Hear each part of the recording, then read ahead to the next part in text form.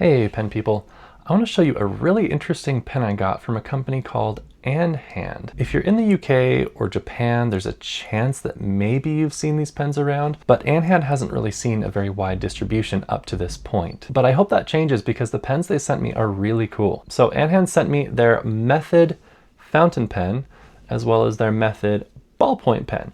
And I'll talk about the ballpoint pen in a later video. Today we're going to focus on the fountain pen. Andhand is not paying me for this review, but they did set up an affiliate link for me and a coupon code for you. So if you watch this review and you decide, yes, I want to get this pen, you can use my affiliate link, you can use the coupon code, you get 10% off, and I get a 10% commission. But no pressure. That's just there in case it's useful. Also, like I've said in recent videos, I'm doing my best to only work with companies that align somewhat with my values. So before I say yes to working with a company, I ask them what they do to avoid child labor and what they do to be sustainable for the environment. And of course, I kind of have to take companies at their word, but so far I've been really impressed with just how thorough and thoughtful the responses have been that I've gotten from different companies. And Andhand is no exception. Simon, the representative from Andhand that I've been talking to, wrote me some very thoughtful responses, and I'll put those in the description if you would like to read those. And yeah, overall, I like the vibes I'm getting from Andhand. They make cool pens, and they just seem like a cool company. Let's dig into the pen itself. It comes in this lovely little cardboard box, which I love because it's pretty, it's functional, and it's also recyclable. And inside you find the Method fountain pen, as well as the included converter. When I first opened the box, I was actually really surprised to see just how small this pen is. It's a cute little thing. It's definitely bigger than pocket pens from companies like Kaweco, but it's still giving me pocket pen vibes. I actually think the size works really well. It's small, but it's big enough to be functional on its own without having to post the cap. But if you have really big hands and you need more length, you can post it very easily, very securely, and it doesn't add any back weight. I mean, maybe just a little bit, but I really don't notice it that much. I feel like it's a really comfortable pen to write with, posted or unposted. I also love how the cap and the pen fit together. It's very snug. It doesn't wobble, there's no wiggle, there's no give in it. It's very secure, very well designed. The tolerances are really tight. It's really satisfying to close, but it doesn't feel hard to get it off either. It comes off pretty easily. So just really good job on that. I think that that's really, really nice.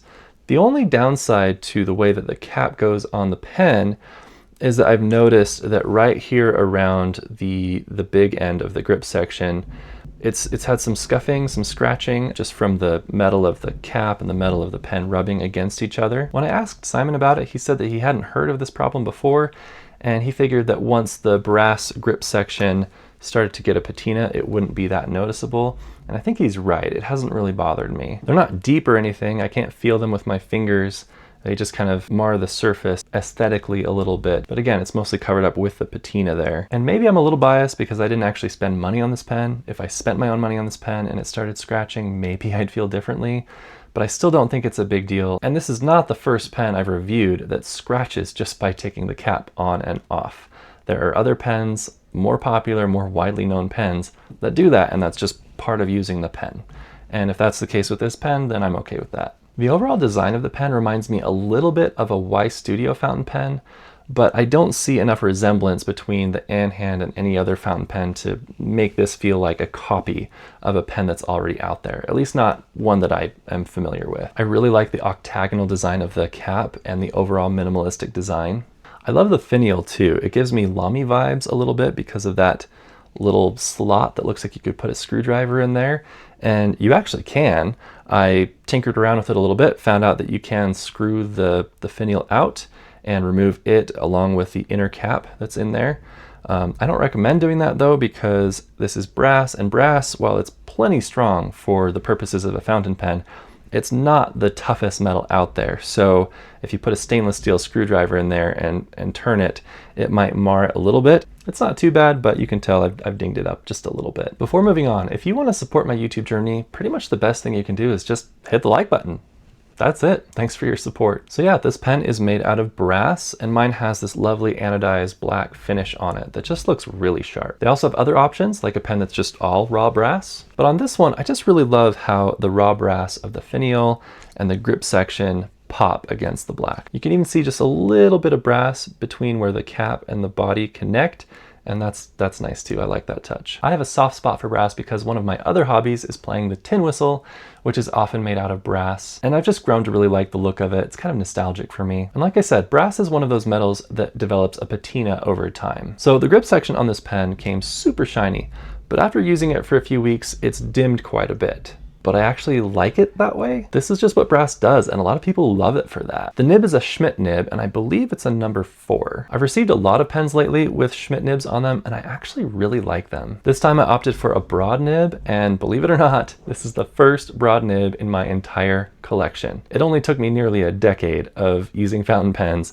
to get my first broad nib, and I've really enjoyed it. It's thick, it's juicy, it's smooth, it's really nice.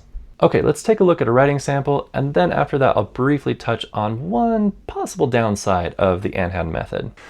Okie doke, so for the writing sample today, I've got a few quotes actually. I wrote these all down the other day and then realized, oh, I wrote these all down with the Andhand method, so I'm just gonna use this for my writing sample. And I have sticky notes here because I have an entry there that just feels a little more personal, and it's not relevant to this review. So I pulled all of these from a talk I listened to recently from one of my church leaders that I really loved. It was amazing. So this of course is from the Bible, but he quoted it, and then these are from him directly, and they're just all really nice. I'm not going to read them to you. If you want to pause the video and read them and think about them, you can. But the ink I used is an Andoryllium ink. I forget the name. It's named after a bird with a really weird name. I'll put a link to the ink though if you want to check it out in the description. But it's a really pretty ink, and I like how with the broad nib it brings out some of the shading. And I've also noticed, just even though this is a broad nib, it's still pretty useful for just regular everyday writing. I don't feel like I need to write super big to have my writing look good with this broad nib, which is nice. So I can't write as small as I could with a fine nib, of course, but I can still write with a pretty manageable size, which is nice. Okay, so really quick, I just want to show you the pen in action. I have a different ink in here now. This is the Lamy Cliff ink. It's one of their special edition inks from last year, and I love it. It's really cool. So just to give you some idea here. Yeah, it's really nice. The nib is really smooth at a low angle, high angle. Ooh, not so much for reverse writing, but I don't do that anyway, so I don't really care.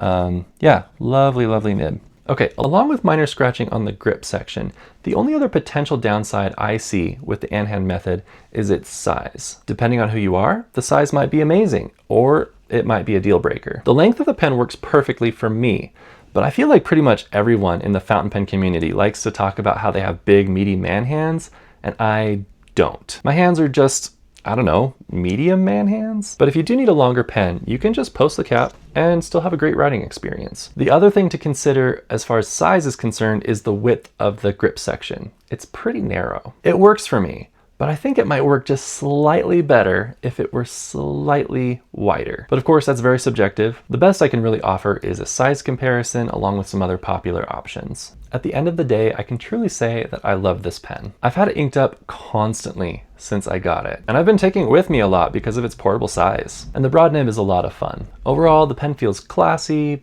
durable, reliable, all that good stuff. I think that about covers it. So let me know if you have any questions, and thanks for watching.